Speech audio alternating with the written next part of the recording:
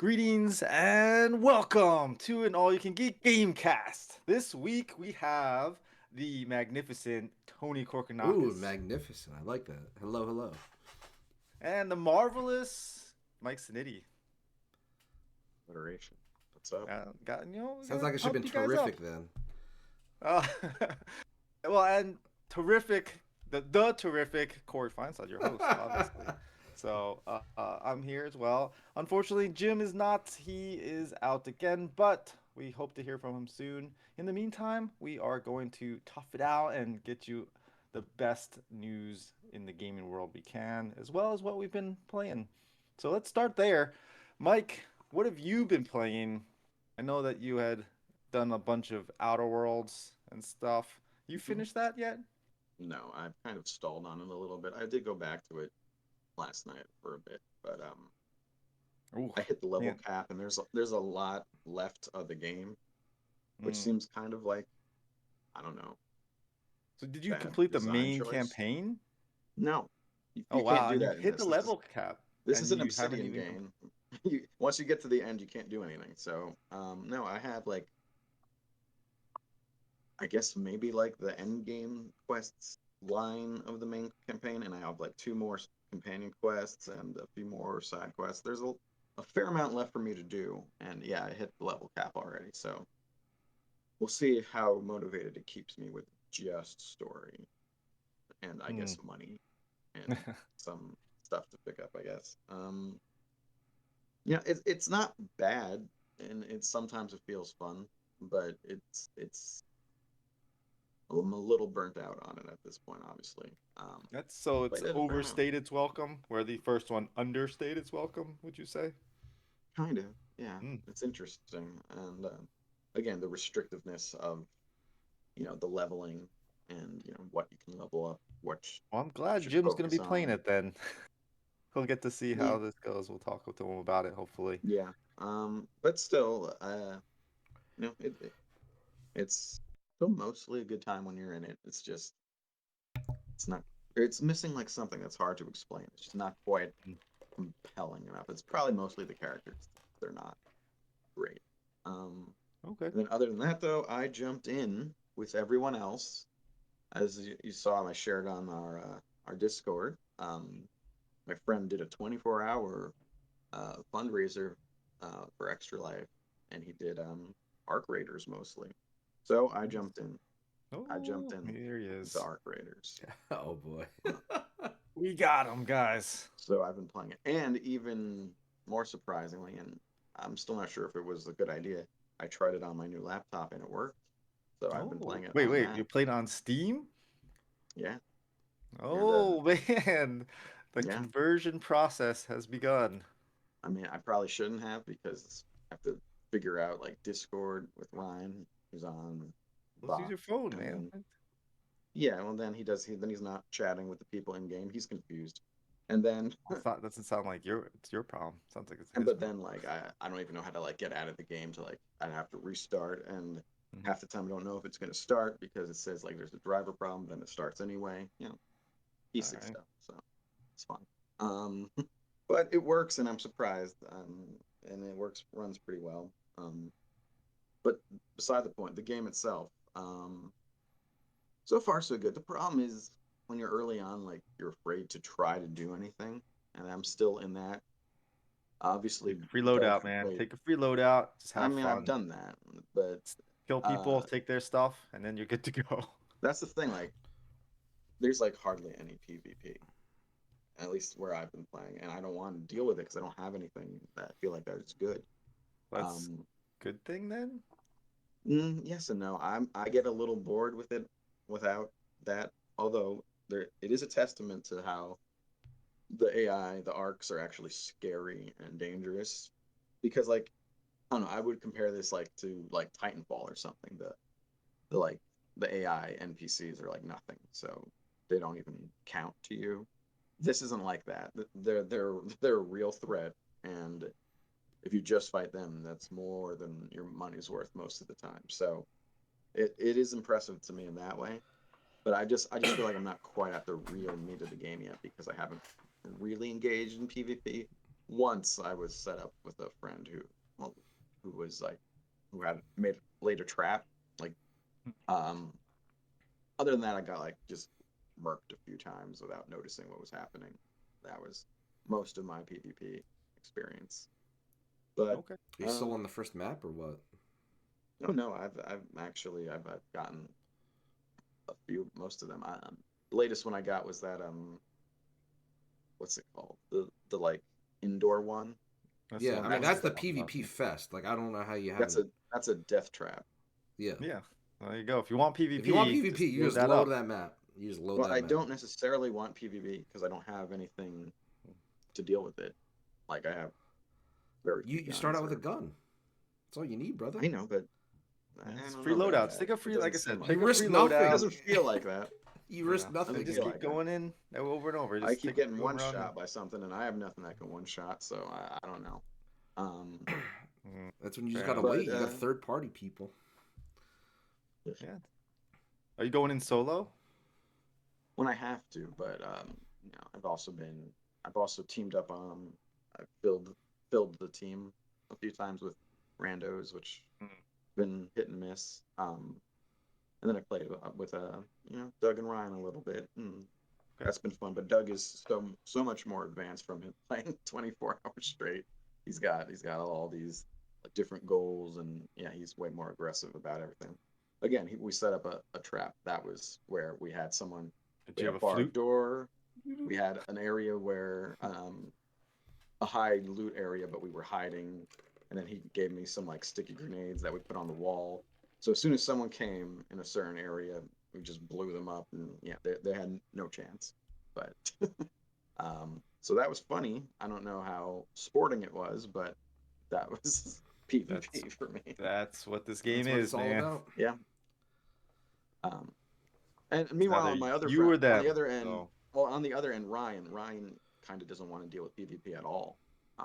He doesn't like it, so we're just running around, just trying to grab stuff and get out very quickly with him. So I have two friends kind of pulling me in different directions with it, and I'm not really sure where I'm going with it. But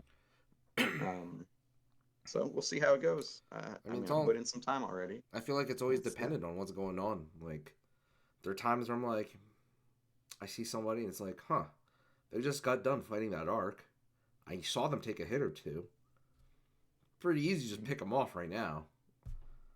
It is interesting that it seems to me most people have been friendly so far. Like, I'm almost to the point where I assume it, which is dangerous, but I do mostly assume if I see a person, they're not going to try to fight me.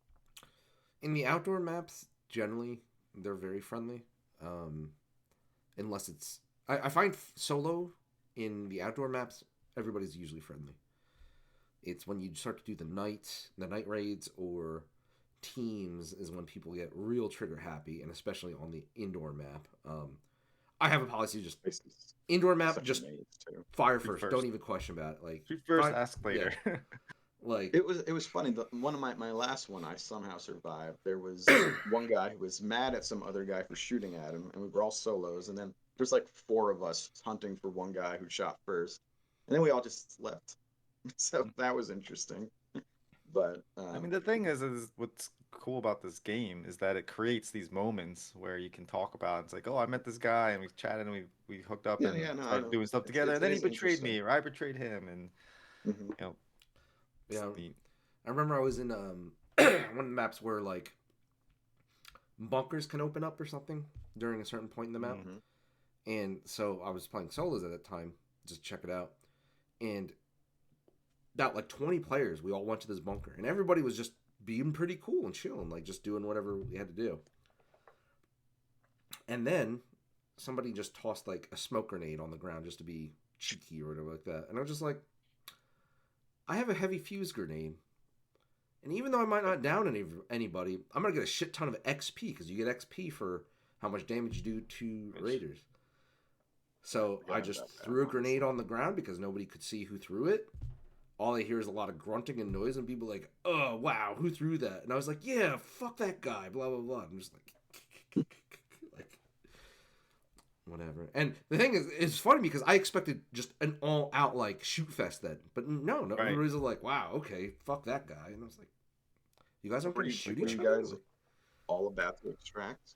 Was that no, what no, we we were were just all in there? this bunker. We were just waiting for this thing to spawn, I guess, or whatever. So, um, but conversely, then I've been in a fight against the matriarch, where we take out the matriarch. Everybody's cool and chill, and then as we're making it back, somebody just wants to shoot somebody else, and then that was an all-out fight fest. And And I all just and that's when I just did like all hell breaks adrenaline, loose. and I just started running. I was like, nope, don't even look back, just run, just run. Well, So yeah. cool. Anything else, Mike? That was I mean, that's the I've big still one. been playing a little Rivals as well, just mostly trying to begin Named it. with varying levels of success. That's it. Okay. How about you, Tony? Did you check out Rivals at all or anything else? Yeah, I played a little bit of Rivals, put little Arc Raiders, and a little Fortnite because Simpsons season's ending in a couple days. Mm. So just getting as much as I can out of it. But yeah, they're all fun. Anything notable? Rivals. Getting tired of clearly people who main DPS characters picking Gambit. I had somebody on my team earlier today that had like 2,000 health done, like or 2,000 healing done, compared to the Jeff who did like 10,000, and yet somehow the Jeff It's a still long out match, so. and somehow Damage. the damage like Jeff out damaged the Gambit. So I was just like, wow, you're useless, Gambit. Like, go back to just being a straight up DPS player then, like if that's what you're gonna do. Yeah. Because just people are awful. But yeah, no, enjoying Magneto. I made Lord on Emma, so I'm just trying to force myself to do Magneto just to feel like I'm making progression, quote unquote. Mm-hmm. And especially if there's a Gambit on the team because that buff is just so big awesome buff. to team up. Cool. And then, interestingly enough, I started going back to Mr. Fantastic because I feel like his buffs were just really good all around, and he's just so sticky to a target where it's like, I'm not going to let you get away. I'm just going to do my stretchy bounce, like, come to you and just, like, harass the crap out of you until I fill my meter, and then I turn to Hulk, Mr. Fantastic, and just punch you to death, but... it's all solid. 1 year anniversary is coming up. They just revealed a free customizable Jeff skin where you can change like his hat, I think a face accessory, and his suit or something like that. Sunglasses. Yeah, as long as like you can get up to 2,500 credits and some other stuff. They're like, we'll reveal some more anniversary stuff in December. So looking good, cool stuff. That's awesome. Cool. Yeah, for me, actually, well, Tony, you and I were at PAX Unplugged, and Yes, so we we did were. play a lot of tabletop Tabletop games, yeah. as well as video games. I played a bit of Borderlands because it has the new free DLC they gave everyone, apparently, which is the Rush's new like Mercenary Day event, which is kind of Christmas themed. But it's nothing special, unfortunately. There's a new boss, there's new loot and things like that, but uh, it doesn't really change much else. Yeah.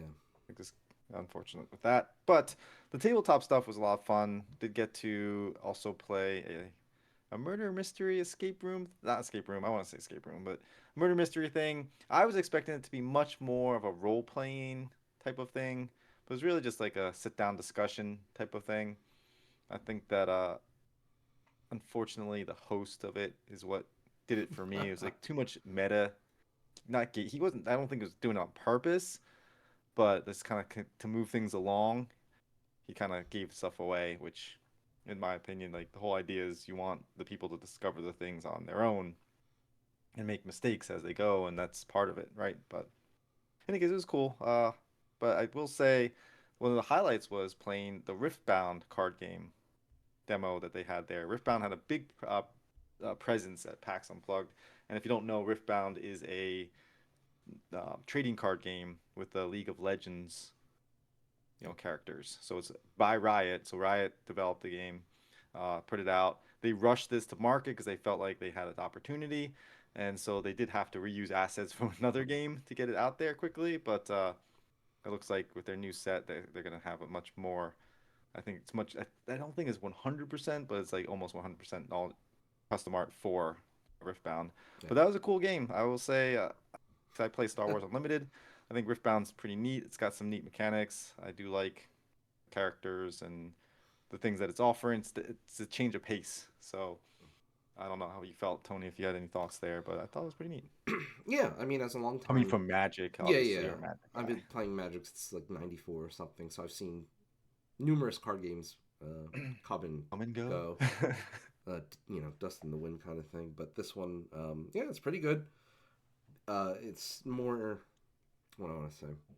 It's a bit more strategic in some ways than a traditional card game where it's like, oh, you just attack your opponent directly. It's all about base controls or lanes control.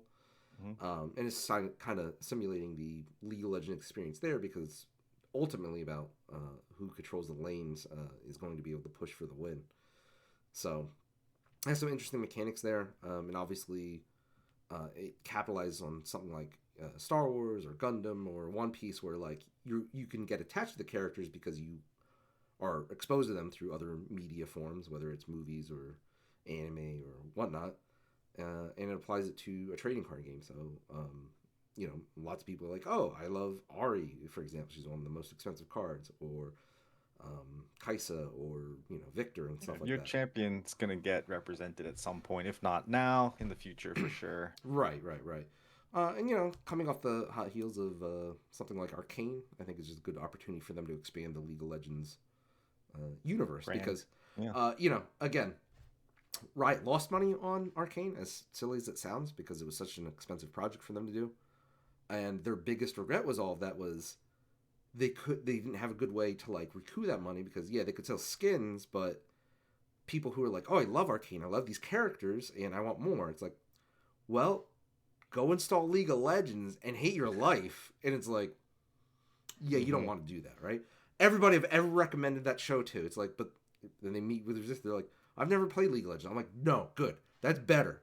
Like that's the best possible outcome because you have nothing to like taint your opinion of this universe or its characters. You can go in pure, like in just ignorant, but in the best way possible. You don't have to be exposed Yep. to the toxic gamers and telling you to KYS and stuff like that. It's just you can enjoy the characters. But then after They, watching the show, they're like, "What do I do?" It's like, well, you could play the fighting game that's about to come out, maybe? Question mark.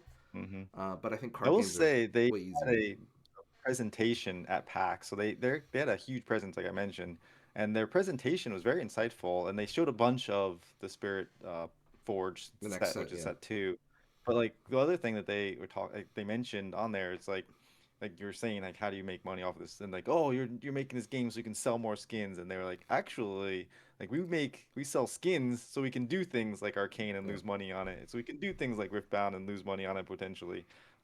And so it's like the reverse psychology. It's not like you're thinking, oh, they're doing this so they can sell more skins in the game. No, they want to sell skins in the game so they can make more things for the fans, which right. is the mentality that I appreciate. I also like how their solve for the mana like issue with runes. Like you need to have runes to pay for the cards that you're going to put out. And how you have like 12 of them in a deck. So you have a separate deck of these mana Mm-hmm. pools essentially, and that you get to draw two of those every turn. But then some cards require you to recycle specific runes. I thought that was really neat. Yeah, That's a cool idea. yeah. I think it's the first one I've seen where it's like not completely deterministic because playing certain spells will have you uh, put yourself back, so to speak, and it can be an Hmm. opportunity cost where, oh, I shouldn't have exhausted that rune last turn because I don't have the number I need to cast this big spell this turn. So, Yeah, yeah, it's always a good when a new trading card game does well because those are booming, and it's interesting because I feel like it's gaming is in a crazy. weird situation where it's been in a lull in some ways, and depending on who you are, maybe a bigger lull or even decline, which we'll get to in a few minutes, according to the news. But yeah, I never would have expected to have so many healthy trading card games on the market at once. Yeah, well, that's cool. All right, speaking of news, let's get into it. We will save some of that for later, though. The some of the market stuff we're gonna save that, but let's get into some other news here. And we talked about Clair Obscur Expedition 33 in the movie cast a bit, but there was some news because it did really well at the Golden Joystick Awards. It's wins. There's big wins. Mike, did you see any of the Golden Joystick Awards? No, I don't even. I didn't know. This is one of those award shows I don't know about really. Gotcha. Well, it did win for best storytelling, best visual design. It won for best soundtrack, which I was like, that's sorry, everybody else. This is not your year when I heard that soundtrack. It won for, and ultimately it won for Game of the Year as well. Right. So, Notably, you're missing the best supporting actor, which went to ah, Ben Starr like I see. for Yep. Verso, and Star. then best lead character, Lead performance. lead performance, which went to Yep. Jennifer English. English for Mael. Mael. Mm-hmm. So yeah, it Interesting did great. choices there with those designations, since you don't you really play as one of those characters more than the other, and it's not that way. No, What? I mean Mael's it's Mael's there Mael's for story. it's It's her It's story, but you don't control her in the camps. You don't okay, yeah, but you I can don't know. still play as her, and it's like she is the driving force of this game. I would say she's the lead she You is character. could definitely the not play lead. her at all. But You could yeah, also sure. not play as the other character. Like we're not That's not talking true. about. You ha you have to go to You the are camp. forced in his shoes for a lot of it. I don't know. Mm. Whatever. It's What? interesting. But yeah, no, as far as the awards go, What? congratulations to Clair Obscur Expedition 33. We will see how it does on our lists coming up at the end of the year, and I'm sure that it will show up for us. But we also have the Game Awards coming up soon, and I'm sure that'll show up there a bunch as well. As far as the other things, that I do want to just shout out Hollow Knight Silk Song did win Best Indie Self-Published Game. That was, pretty good. Best Game Trailer, because you gotta have Grand Theft Auto in this year somewhere. Yeah. So Grand Theft Auto won for that. And then season 2 of Arcane, we just talked about Best Game Adaptation. Everyone should check that out. So console game of the year went to Ghost of Yotai. And Critics' Choice was King Kong Bonanza. King Kong? Sorry, Donkey Kong. King Kong Bonanza. Oh my gosh. That's I funny. was not reading Donkey Kong Bonanza. So yeah, that's the Golden Joystick Awards. Yeah, it's pretty Oh, interesting. I think it's UK Categories. focused mostly, so mm, Yeah. I expect a lot of the journalists that represent that pool will also vote the same way for Game oh, Stu Awards. also went to Sandfall, of course. Yeah, For yeah. Claire's Score. So, like we said last week, it's pretty much, I think, a foregone conclusion how the Game Awards are going to I shake out, think but we'll see. yeah, I think it's got Game of the Year and any story stuff, and probably like acting leads wrapped up. Mm. So this next part, this next news, I want to tie two things together a little bit Uh-oh. because we talked about last week Steam machines and they're coming, and I was like, oh, they're gonna be crazy popular if they can be sub, if they're anywhere close to 500, gangbusters, they're gonna sell everything. Under 700, they're gonna do great. Unfortunately, it sounds like they're going to be closer to PC instead of consoles. But consoles are going up in price. I don't know what this means then, because now like we see there's a news article here that Microsoft's going to be increasing Xboxes again. Like what Potentially, yeah. like how are you going to be increasing the console's price when it doesn't even sell? Like what are you doing here? So like yeah, if Valve is going to be pricing their Steam machine closer to what a PC gaming device would be, I mean they're not far off from what consoles are anymore anyway. So unfortunately, my optimism has dwindled slightly Inward based off Wings gone. based yeah how far how much how like what has So, like such big what do you changes think? within the last Like week. like $800 to $1,000? Yep. Yeah, yeah. Unfortunately, it's gonna depend. Like I don't know what if they're gonna have different hard drive sizes. I'm I think assuming they they'll be are. right. Probably. But I mean the big killer is just going to be the minimum price point because the first bit of news that I posted was I think from Linus, Mhm. who has a big Linus Tech, yeah. Linus Tech. He has a big tech channel, and he said in a stream or whatever that when he went to Valve because he got to take a look at stuff and whatnot, and while they were talking to him about it, he's like, "Yeah, this is going to do fantastic at the console level price." And they're like, "What do you mean by that?" He was like, "Oh, around like $500 to $600." And he said, after that, nobody said anything, but the mood in the room just turned weird, and it's like, Yeah. Well, he had the same thought I was having. It's yeah, like, oh, this is like a little console box. Like it's gonna kill it. yeah. But then Skill Up flat out did an interview with them, and they're like, "Yes, this is going to be akin to a PC. What it would cost to make a PC right now." Mm-hmm. And that's ultimately what it is because Valve isn't going to take a hit on this. They're not going to subsidize their hardware to sell more games. Which, as much of a PC guy I am, I think Valve is at the point where I'm like, I can scrutinize them a bit more than most people do these days. Especially with Gabe having like a fucking yacht company these days, and clearly they have more money than they know what to do with over there at Valve with their employee count, and it's just like they're not looking to grow the PC market directly. It feels like this is just another thing for their enthusiasts, where it's like, hey, are you deeply rooted in the Steam ecosystem? Here's something you can plug into a big screen TV for your family or your whatever, right? Rather than just being at your desk. I feel like they are seeing an opportunity though, and It could be an Xbox replacement going forward for sure. absolutely. If the Xboxes are not a thing anymore, so I don't think they will be. I don't know about that. World. The Xbox not being a thing anymore? I don't Or think it. I don't what, think it the moves Steam? the needle. But I mean both. I don't The think it moves machine? the needle because Oh, let's take a look at the Steam Deck. I would argue that the Steam Deck moved things significantly better than the original Steam machines did. I don't think there's any room sure. to Yeah. dispute that. Well, the Steam Deck was the Steam Machine was before its time. We talked about that. Right, That right, was yeah. right. But Steam Deck came at a time, I think, and because of the convenience and how they were able to integrate the operating system yeah, and just made it so easy.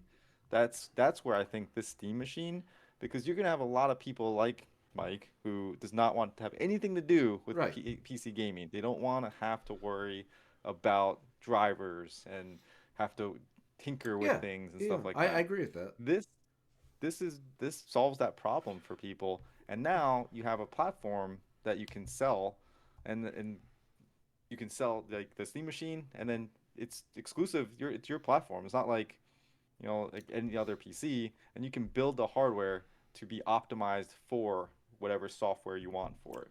You're not saying No, I no. need to have this universal thing. Yeah, I get that, but I don't think that's a big market. And what I was going to say is, you look at Steam Deck, which is off at the time the Steam Deck released, it was the only real device that did it as well as it did. Right? I'm sure there were other PC handheld formats Yeah. that just weren't, for one or multiple reasons, not as good as an offering. Steam Deck was a very good offering, especially for its price point. And that's only sold like what, 10 million units, probably less. Last time I looked, and that's over the course of what, 3 years now that Steam Deck has been out. I don't see Steam Machine doing better numbers than that. Like, I think the audience that wants what you're talking about, like a powerful thing that plays PC games that can also connect to your TV, I just don't think it's there for the price point they want, that they're asking for. I don't think it's going to be that big of an audience. If they had it at the 500 level, absolutely, I'd be like, yeah, that's going to expand the market in a lot of these emerging territories and or people that have been, shying away from PCs. But as soon as you show them this, and you're like, okay, that's cool. How much? $1,000. And they're like, I could buy a PS5 and a Switch 2 for that much, right? Just about. So I find it a hard sell at the price point they're going to go for. And right off the bat, I don't see it coming under $999. Like, it just doesn't No, seem feasible. I mean, it's going to be tough at the price point. If they could get this price point down to anywhere close to PlayStation levels, yeah, and that would think it'd be a involve them killer. taking a loss in the hardware, which Valve doesn't want to do because hmm greed. I don't know. But yeah, no, I think it could be like They a don't really need to. big thing if they got down there. Yeah, sure, I But agree with that. But But meanwhile, Xbox is trying to get up there with their hardware, which is They're far trying. inferior to whatever PC gaming's got to offer. Uh, so looks like potential, price increases are coming. So we'll see if that's true or not. But there is RAM shortages on the horizon, so that will impact some hardware. Yeah, I mean, I leaked the article. I don't remember the contents, and I can't look at it currently. But the source of it was saying that when Microsoft announced the first price increase, they didn't do their projections accurately or good enough, Right. and That hence was back why in we had May. that Yeah. second price increase in summer. But Mm-hmm. apparently, they still didn't do it with forecasting, and it's like, oh, they might have to increase prices again. Well, last month, yeah. So last month on October 3rd, based on the article I'm looking at now, you linked it. They had to hike the prices up again. Uh, so the all digital Series X is $600 right now. The Series X to the non all digital 650, and then there's a 2 terabyte edition which is 800. So if you might as well get the Steam machine at that point. Right, but that's what. Like, I don't think they're selling any Xboxes at this point. Like, it has to No. be so meaningless at this point because we know that Xbox has been declining year over year. It's been 5 years, so I mean, do the math. Like, And it's only selling less and increasing the price. That doesn't sound like a way to sell more. but Most I of the mean, time, we don't sell things. we're Hopefully, at the we point now drop the where price. I feel like they would just have to halt production. I think it would be better for them to just stop producing units Hmm. and fuck off for 2 years until they have whatever their Xbox thing is going to be. Because Mhm. imagine we're trying to be like, yeah, $900 for an Xbox. Who the fuck is going to buy that? They weren't even buying at 500.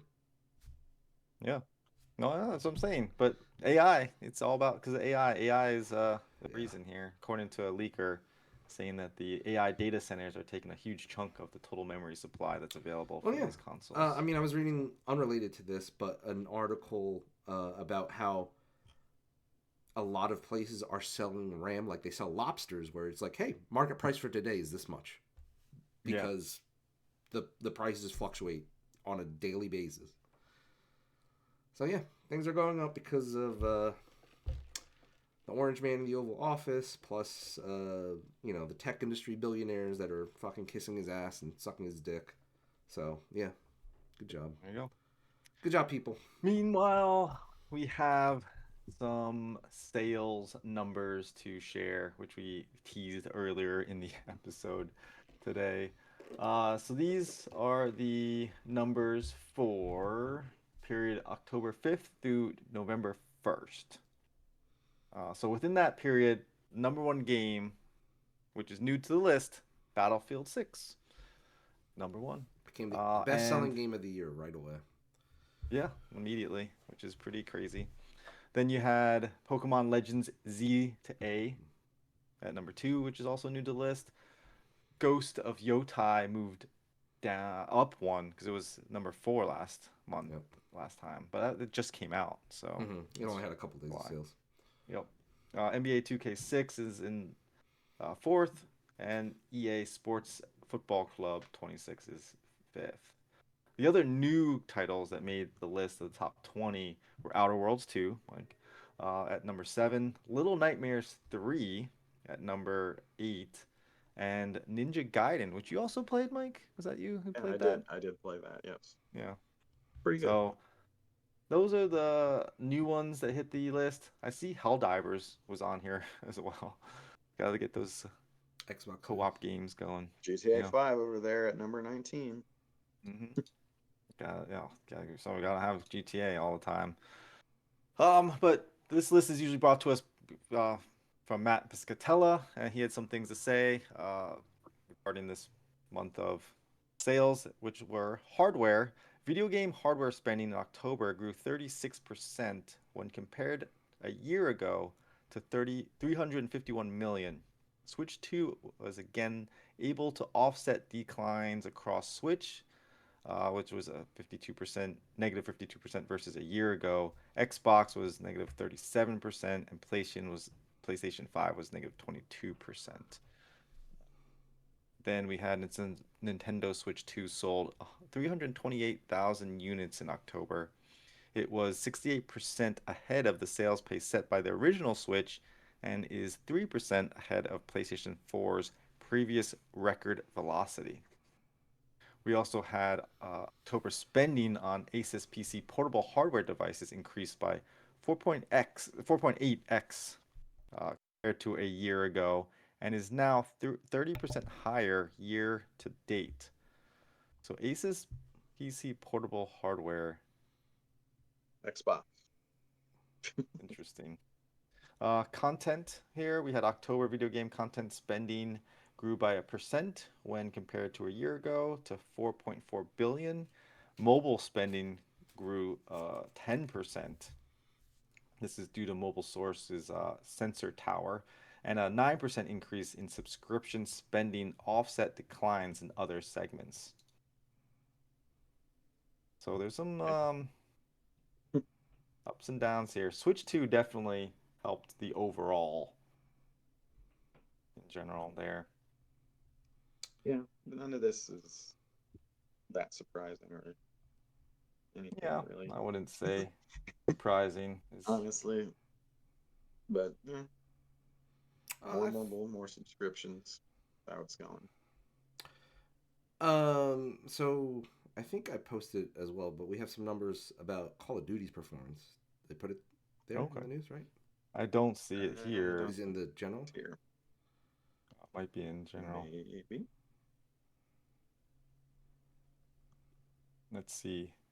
We're doing it live, guys, because I didn't have that pulled up for us Let's here. see that. Did it go in the movies for some reason? I No, there was don't one see thing there it. that didn't make sense in the movies. Oh, okay. No, I don't know. Um, I don't see Let's it. see if I can find it. All I know is like that is way down, obviously. Yeah, that's what it was in the European market. Call of Duty is down significantly. No one likes this one. And Nobody, Which Battlefield is and Black Arc Ops Raiders 6? 7. 7. Seven. 6 was 6 was last the year, good Oh one. my Corey. Come God. on, get it Oh my together. Get it together. 6 was the 7. good one. Yeah. Mm-hmm.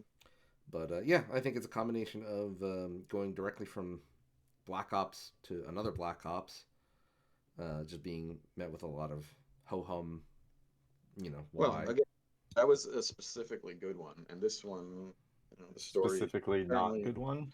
yes, apparently the story is stupid, and also you're always online. You can't even pause the single player campaign, and a bunch of stuff like that. And of course, Battlefield Oh and man. Arc Raiders just ate its lunch. They just Yeah. everyone who's playing a shooter is going to be playing those games. So Well, Yep. according to all Metacritic, that.